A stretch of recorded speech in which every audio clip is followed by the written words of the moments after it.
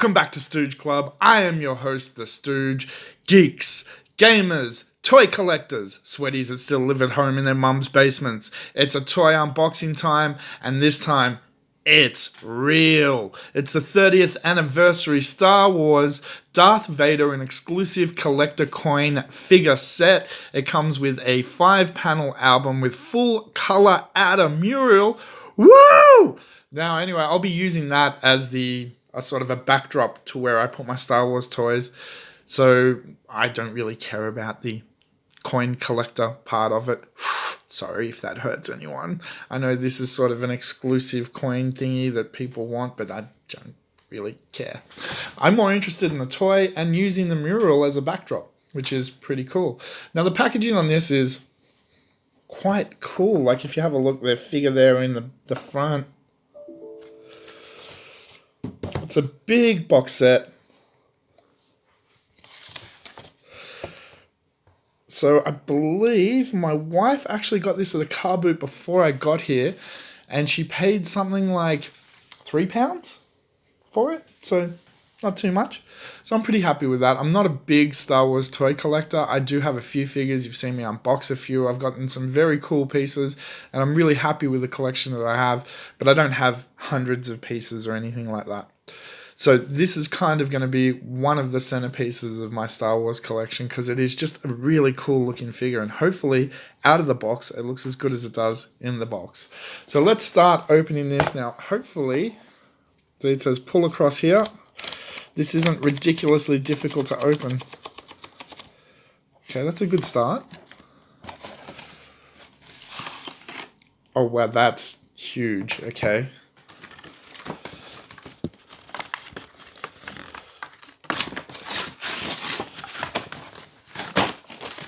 Alright, and there's Vader. I guess let's start with the coin album, because this thing is ridiculously big. Look, it just keeps going. Okay, so we'll look at this in pieces, I guess. Or is there another bit? Oh! Just keeps going. Okay, so collector's coins, whatever. So on this side we have these. So kind of episode 1-y images. And on this side, I think this side looks cooler. Old Star Wars. No Star Wars. So what I will probably do is have it sitting like that behind my Star Wars toys, because I'm an old Star Wars guy. Original trilogy. Alright, now, the toy.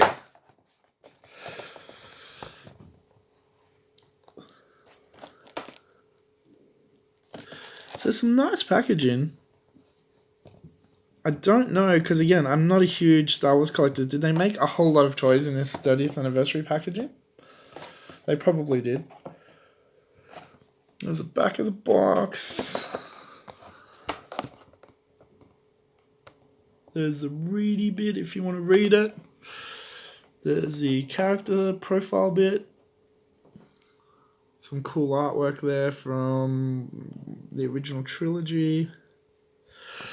So what sort of drew my eye to this figure in particular was the silver on the chest. You don't get that too often. It's usually like a full matte black figure. So let's get him out.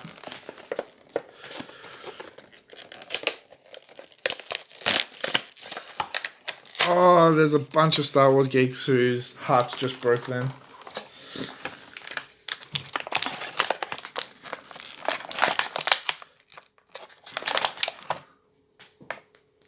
It's plastic. Your exclusive collector's coin is plastic. Coins aren't plastic, Hasbro. They're metal. This is plastic. Oh, wait. It's plastic with a metal coat. That's even worse. Like, you can feel how plasticky it is. And it's got metal paint on it. So if you aren't aware, that's a trick that they actually pull in wrestling. You're like, really? In wrestling? Yeah, so those ladders that they get thrown through are all wooden ladders, and they have metal paint put on them to look and sound metallic. So when they crash into each other, they give that clunk sound, but that's the metal paint. They're not actually metal. Yeah, they're wood, and you can look that up. You can see some images of the broken tables where you can actually see the wood. All right, so let's check out the figure itself. Okay, so starters, he doesn't like standing up. He really doesn't like standing up. All right, so we'll hold him for a second. Now, well, I don't even know if it's going to pick up the face mold in the light, but it is a really decent Vader face mold. It looks really nice. I like the chest there with the silver and the chest piece. This is fabric that opens up, and you can see the plastic mold underneath. But it's nice that they added this as fabric. The cape is a fabric as well, but see-through. Could have been nice and solid, like a solid black fabric rather than this see-through mesh, which is really cheap. The other thing that's very disappointing, it's not sewed together properly, and it's kind of shitty. Let's have a look at articulation. Okay, his legs move that much. That one moves more. Okay, that's excellent. It moves that much. And that much back. But this one literally only moves maybe 1/4 of an inch. He's got waist. Oh, and his sword goes up and down when you turn his waist. That's a cool little gimmick. The only problem is, it makes his arm really, really loose. This is this feels like it's going to fall off, but it's not. It's just really so bad. His wrist does move a little bit, and you can move that up and down. Look, you can even see the gap. This arm goes up and down. That's it. Head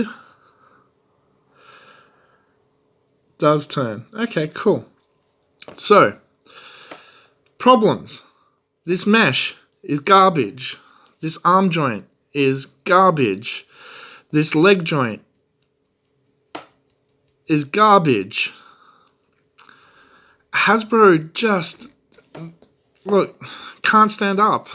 Come on. Like, how are you supposed to... I'm going to have to blue tack him down. There is literally no way to stand him up.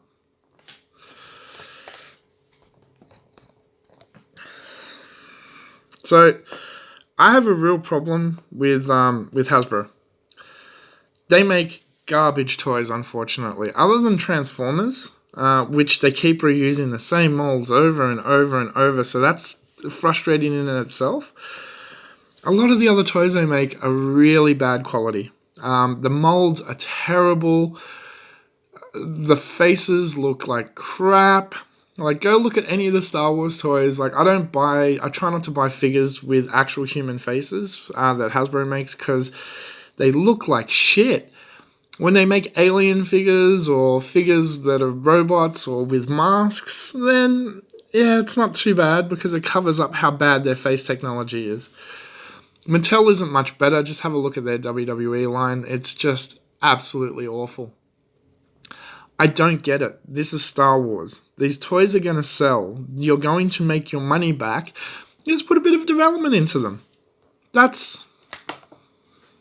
And then maybe people like myself who are collectors or even children who want to play with these figures are able to, because this is shit. You can't play with this. Like, The legs don't move enough. The can't do anything with this arm. This is the only way to make this do anything. Like, how's that?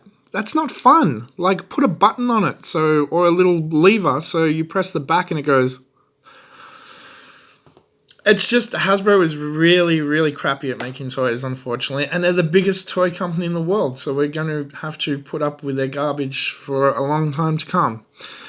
If you're a Star Wars collector, let me know what you think of the quality of these toys, because I'm thoroughly disappointed. I think the cheaper non-30th anniversary special edition toys in the Star Wars line are actually much, much better, like the Rogue One 2-packs and so forth, which we'll be having a look at some more later on. I just think they're much better quality toys than this. Anyway, thanks so much for watching. Let me know in the comments below what you think of this figure or Hasbro in general. I have been your host, the Stooge, and until next time, don't forget, adventure, excitement. Stooge craves not these things. Welcome to the Stooge Revolution. This is Stooge Club!